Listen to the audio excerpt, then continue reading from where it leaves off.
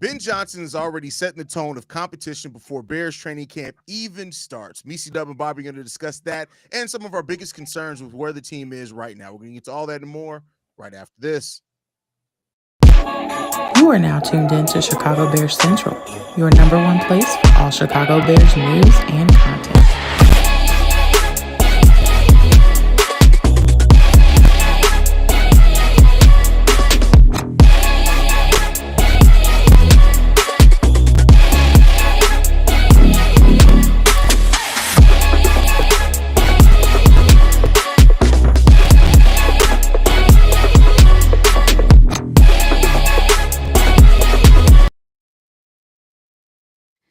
What's going on, Bears fans? Welcome to another episode of Chicago Bears Central, your number one spot for everything Chicago Bears related. We got C-Dub, Bobby, myself, Haize in the building today. I don't know why I threw a brain fart on Bobby's name. Like, what the hell, bro? Glitch like a motherfucker. Okay, man. It's crazy, bro.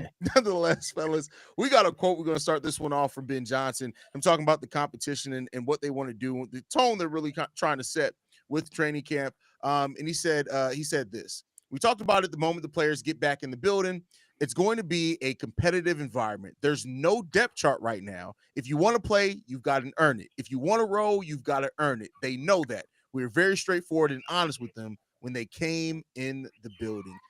How do you guys feel about that quote from Ben Johnston? I love the quote. I think in the position that we are in as a Chicago Bears, as the Chicago Bears franchise, we needed words like this, especially what we've been going through the last couple years. And I'm going to call it like this, an acceptable sneak diss, because it's some players that you guys think he's not talking about, but I'm going to name a couple.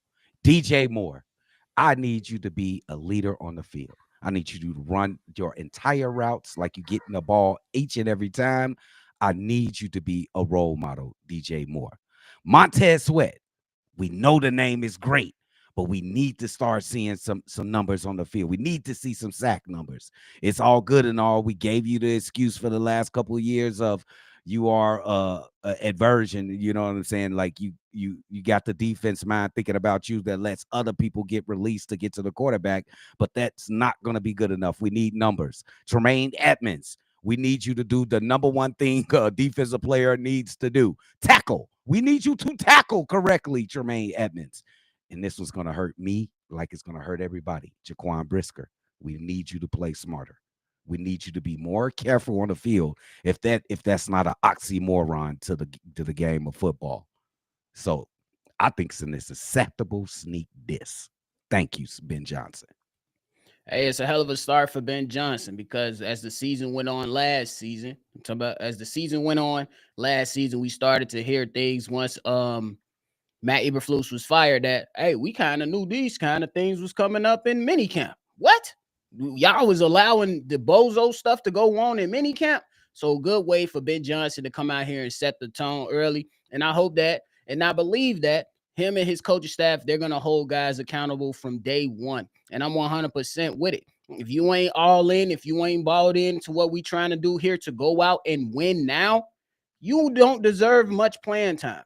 How many times we got to sit up there and deal with guys just doing a bunch of dumb stuff, personal fouls, pre-snap penalties, all this other stuff taken away from the actual team, being selfish. When we talk about Tyreek Stevenson in the Commanders game, that was some selfish stuff before the last play. When you talk about DJ Moore walking off the field in the, you know what I'm saying? I understand he was probably dealing with an injury right there, but hey, you on the field, we need you to finish off that play if you can.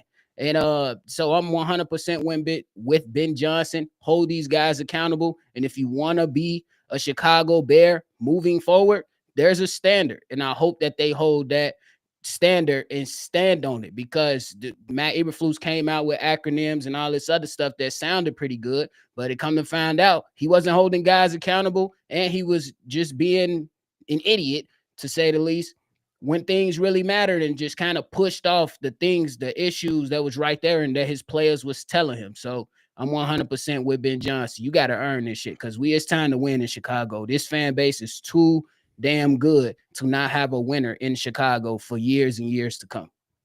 Hey, you got to set the tone early, because as we saw with Matt Eberflus, like you could only try to not come off like an idiot for so long, right? Like that was Matt Eberflus. Like Matt Eberflus was the biggest used car salesman you've ever seen, bro. Like he said you some shit.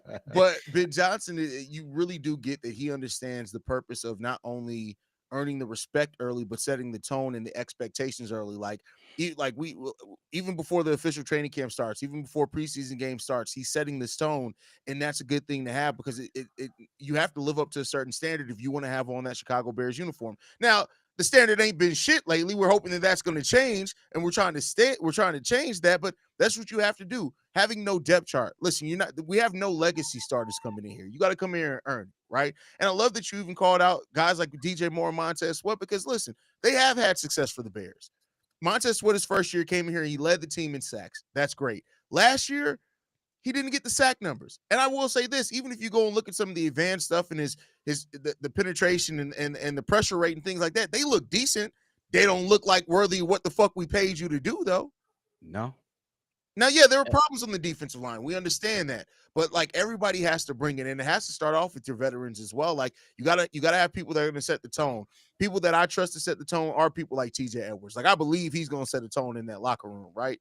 But yes, that gotta be an extension of your coach. So I love that Ben Johnson's coming in here, not taking no shit, because you can't keep having people that are starting just because they've been here for a while. If you're not gonna bring it this year, you can sit your ass down.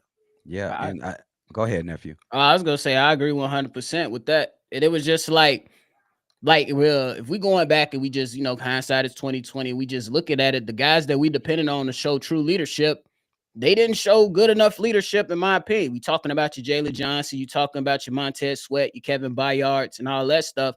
When Bozo stuff was going on, we was allowing some of this stuff to go on. We seen Keenan Allen up in the Chicago Bears uniform, and you one of those guys that come from, you know what I'm saying, having a track record of being a winning type player, and all these other guys that play with other organizations before they came over here.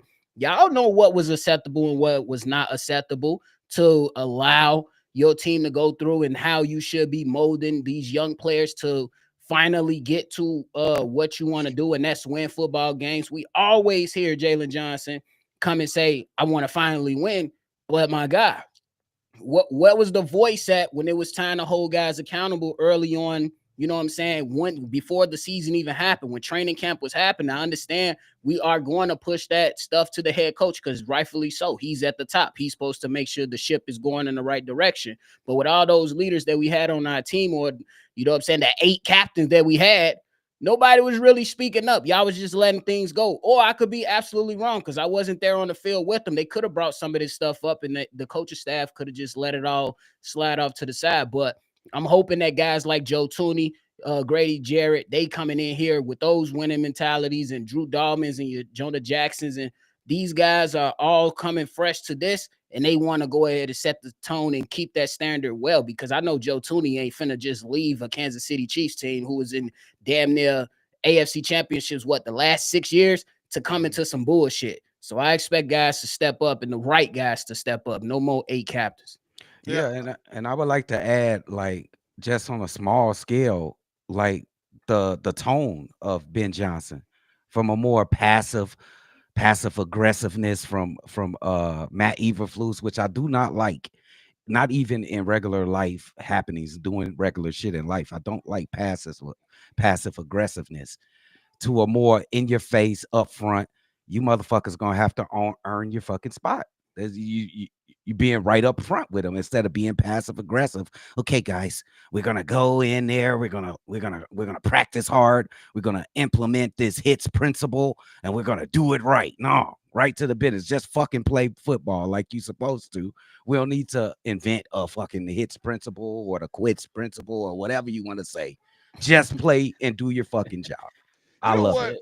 That was one of those moments that reminded me. The hits principle sounded all great. Like, don't get me wrong, I still think like it's a great acronym and everything else. But the person who came up with it, you don't live that shit, my boy. Like that's crazy, bro.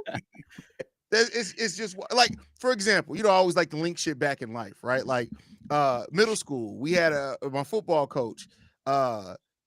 Literally, he was like, "Oh, I didn't know any of y'all mamas raised bitches." But then when we got in high school, we found out dude's wife literally was beating him. Like he literally. So it was like, wait a second. Use a bitch. Wait, use a bitch. He was projecting that on 13-year-olds, my boy.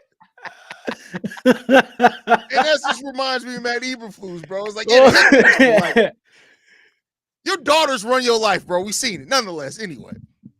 I just don't like that passive aggressive shit. I don't like passive aggressive. I had that in my mind when he was talking about it in the last couple of years. Like, man, this football, that shit, though, you know what I'm saying? These some, they already off their rockers a little bit, and you trying to be all nice and all cute with it.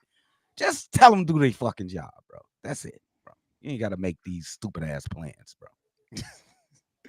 Well, Brad Biggs, moving into the next topic with the Chicago Tribune, says that he keeps hearing that running back, safety, and defensive end are still on the radar for potential free agent signings for the Chicago Bears leading into training camp. And that led me to think, you guys can talk about that, but I also want to hear from you guys, like, where do you have the least confidence at right now? Where do you think the weakest spots are for the Chicago Bears right now? Oh, that's got to be, damn. I will rephrase it just a little bit, because I feel like they've done a little bit to make those positions better. But I would say the trenches, both sides, exactly on the defensive end side and on the offensive tackle. On the offensive tackle, because we're not sure. We are hearing of some type of competition between Tripoli and Braxton Jones. We don't know what's going on with Karan. It's just I got to see what happens right there with the offensive tackle position. And on the edge, on the opposite edge of Montez Sweat, who's going to be that guy? Is our young kid from last year? Is he going to finally step up to the fold? Is you still Robinson is still on this damn roster for some damn reason? It's just too many question marks. And I came up with a quote, because I looked it up and nobody else said it. Not even Tony Robbins said it. I said, if there's too many question marks, there can be no answer. Mark that down. I got that. That's a quote from C-Dub. I looked it up. Nobody said that. Too many question marks. You can have no answer. That's cold. Shout out to the old. That is an quote right there, my right? boy. Like, what? I'm not gonna lie to you, bro. That it's golden. Make no mistake about it. But that's an quote right there, my boy. Hey, I ain't mad at it. I think that's fair, though. I think when you talk about the edge, you talk about the offensive tackles, you definitely gotta put it up there on the list for your concerns when it comes to the Chicago Bears, especially because they, the talks about moving Darnell Wright, or the talks about going into into camp and all these offseason workout plans with Trapillo and stuff like that. So I definitely are on the side of concern with that, just because you want to make sure that this offensive line is up to par, bro. There's no more 68 sack season should be in the future of Caleb Williams, as long as he's a Chicago Bear, in my personal opinion. Like, I seen quarterbacks get sacked 30 times, 40 times, but 60 times, yeah, that's a bit excessive to me. So I think that you really have to address that and have concerns with that. The same thing with your edge position. I know we got Dio. Me personally, I believe the man is going to actually be a good fit with the Chicago Bears. But is he going to just start at the edge, or are you going to move him inside? And how is that necessarily going to look aside Grady Jarrett? Is Austin Booker ready to elevate his game? We seen this offseason he working out with other Chicago Bears and trying to polish his game to where he can go out there and affect the game. But I'm with that. But I will throw in another concern is the running back room. It is a bit contradictory to what I said yesterday about J.K. Dobbins and Nick Chubb, but I would still have the same concerns if they were to get signed with this team in the running back room, simply because I don't want a situation to where, we hinged on Nick Chubb or J.K. Dobbins, and then we kind of, lessen the reps of the other guys, and they're not able to produce if somebody does go down. And then I'm gonna show respect to Swift because he was able to still produce behind the shitty O-line. But does the voice of Eric Bieniemy saying, hey, sometimes you just got to take that 4 or 5 yards, does that impact him in a positive way? So I'm gonna add that in there too. That's good. That's good. My biggest concern, I looked all up and down the roster. Like I did look to edge, but I still, in watching Dayo Odeyingbo's tape, I don't know. Maybe that's just me being caught up in the moment. I'm not too worried about it. I think we're gonna have plenty enough pressure from the edge. I think our interior defensive line is really good as well. My concern, and mainly because of injury, is safety. Like if Jaquan Brisker goes down again, I'm not as confident in Jonathan Owens. Are you guys confident in Jonathan Owens? Not for a full season. Okay. I'm I think confident that's fair. if he get if let's just say Jaquan Brisker get like a sprained ankle, knock on wood or something, he out for like 2 or 3 weeks. I'm good with Jonathan Owens for that. Now, if Jaquan Brisker misses significant time, 5 weeks, a couple months or something, I'm not confident in Jonathan Owens for a significant amount of time. Y'all feel that? I mean, yeah, but there's I think that for that it will be concerning, and I'm with you 100%, Haize. I think it's definitely something that you will have to address for sure. But I'm also interested to see how, if that does happen, what does Dennis Allen do? Because Jonathan Owens, if you put him down in the box, he could be physical as a safety, and you could Yes. allow Kevin Byard to run a single high, and he's going to be able to thrive in that position as well, due to how healthy he's been throughout his career and the veteran leadership that he can provide for the squad. So I think it's still interesting.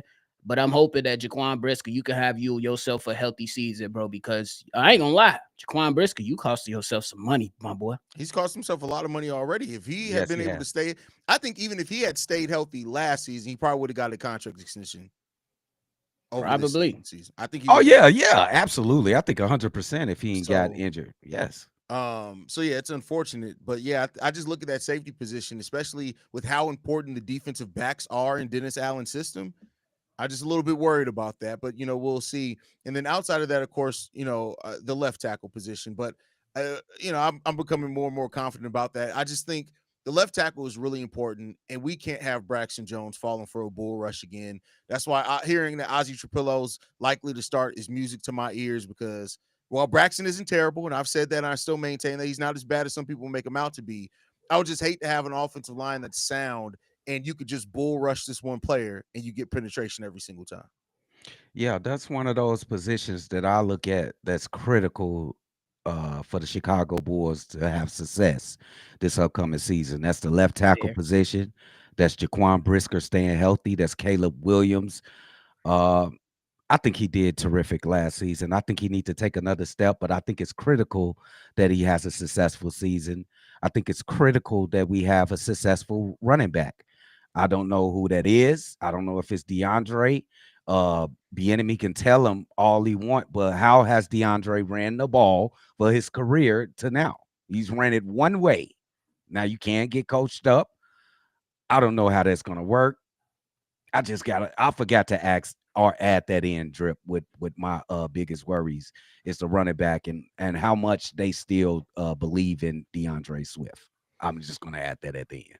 Yeah, I mean, we got to be able to run the ball between the tackles, right? We can't just bounce everything to the outside, and when you do that, it makes you one-dimensional. So that's definitely a problem there. You got to be able to run between the tackles, and that's really, no matter how you look at DeAndre Swift positively or negatively, I think you can objectively say his running between the tackles is where it leaves a lot to be desired at. Yeah. So unless Roshan's going to be actually ready to do that. But then again, Roshan got to realize he's not literally a torpedo. You can't just run into everything. Bro, you're not a battering ram, bro. Like, bro. I agree with that. I think, hey man, it's a big year for Rojo. Me personally, with whatever role he come in, he got to be effective, and that's not, bro. He is effective in the red zone. He's effective in the red zone. He's gonna be able to hit his head on the goalpost a lot. But hey, how do you get to the red zone when you come in for your reps? You're gonna have to be effective in that regard. And I think when, like, if we still don't hear any other running back get signed by the Chicago Bears coming up here within the next few weeks, I think that they're going to utilize some of that mini camp stuff, the stuff going on in OTAs, to really evaluate, like, hey, how can we utilize these guys? And they're going to have to be able to show up. Otherwise, there's going to be a new guy coming through that door ready to take y'all reps. Yeah, and this important year for Rojo, bro. This sinkers. I love Rojo. I love what he made of. He a football player. He go 100%. Even if it's not smart for him to go all the way the way that he does it, but we got to find out if you're going to be a participant on this team this year, bro. We need some real success. I can't just go because I like what you made of. I got to go with what you putting out on the football field now, because it's been it's the third year. So let's get going. We got to start bringing something to the table, Rojo, for real. Absolutely. For sure. I mean, this is it, because you look at that running back class next year. I know everybody's talking about the running back out of Notre Dame, but even outside of that, you look at that running back class next year. I don't know if he survives it either way, but I mean, we'll see. The Bears, you thought they were going to get a running back this year. You can never bet on anything with the Bears, but you got to be looking over your shoulder. So yeah, bro. Hell yeah, because that man Kyle Manage, he coming in hungry. That's he coming in hungry. He see the it. one thing that Rojo had was his pass blocking. Monanga may be a little bit smaller, but hey, that dude is a dog when it comes to pass blocking, bro. Hey, nobody in that running back room should be comfortable. I'm talking about DeAndre too. I know that young kid in the 7th round, he looking up like, oh, there's an opportunity there. I know, dude, my guy, I think his name is Willer, who got injured in training camp, looking like, oh, there's an opportunity there. J.K. Robbins, he get in here. Oh, I got a shot in here to come. Robbins? Jake, ain't that his name? J.K. Robbins, Robbins, bro. I just met Dobbins. Oh, well, it's an opportunity there, bro. A couple opportunities. I don't think is nobody's like etched in stone. That's what I think. Yeah. So go get it. Who want it? Go get it. It's right there. Yeah, that's a fact. That's a fact. Before we get out of here, I just want to run this real quick by you guys. Are either of you guys surprised that Keenan Allen and DeMarcus Walker, neither one of them have found a team yet? I am surprised about Keenan Allen. I think he still had a good year when it regards to catching a ball and being a great target for Caleb Williams. I'm surprised. He's a good receiver. Maybe not how much money he's getting paid and shit, but he's still a good receiver, bro. Yeah, I'm a bit surprised at both of them guys, but hey, that's what the NFL is saying right now. Me personally, if we comparing both, I'm a bit more surprised at DeMarcus Walker, just because he's a little bit more younger than Keenan Allen. And teams, the way that they was drafting in the draft, they was going for trenches, young pass rushers, even guys that wasn't necessarily the best available at that time. Teams were still like, yeah, give me the pass rusher over anything right now. If you had questions, it seemed like the teams were still going defensive line. But hey, that's just what it is. Keenan Allen, look, I still think he can come in and be a playmaker for some teams, but there was some spots where you seem like, damn, Keenan, you can't separate right now. I don't know what that was or how other teams are viewing that, but I still think he can be a productive guy. I'm surprised that the Chargers went after Mike Williams instead of bringing Keenan Allen back, to be honest with you. That was one of those things. I was like, he could have went back home. Yeah. But I guess we shall see what happens at that point. First of all, Brett, I got to message you before we go. Why did it look like it looks like you may have Mandingo automatically saved in your in your keyboard there, my boy. I'm a little concerned about that. But, hey, he got that on his notepad. Copy paste. The hell you talking about? Anyway, man, anything left, fellas, before we get up out of here, man? I do want to say, Ben Johsnon, some of those guys that y'all think that we thinking that they challenge and they are going to start. You'll be a fool not to start them. He just trying to put a little fire under their ass just to be real. Like DJ. Yeah, just like DJ Moore and Montez. Just put a little fire on it. Hey, it's going to be interesting to see what they do about them linebackers. We know they're starting, but what position are they going to be in for Dennis Allen's system? It's going to be interesting. But hey, man, we appreciate system, right? 4-3? It's 4-3, it's still 4-3. Yeah, but keep in mind, he runs it differently. He runs 3 linebackers, though. You're going to see an extra defensive back in there. Kyler. It's going to be Kyler. Yeah, okay. It's going to be Kyler being that like hybrid for them most of the season. But hey, y'all make sure y'all lock in, tune in. We're going to keep this thing rolling, and we appreciate all that support, man. Y'all been great. So hey, continue to enjoy this great content, man. Absolutely, man. Y'all make sure y'all gonna check out my boys over at the Shy Bulls podcast with them Cognac boys too. They've been killing it over there. You guys can follow us at Shy Bear Central. You can send us any feedback, questions, comments, concerns, ChicagoBearCentral@gmail.com. Lastly, if you want to leave a text message and our voicemail for the mailbag, 773-242-9336. We're the #1 spot for everything Chicago Bears related. We out, y'all. Peace.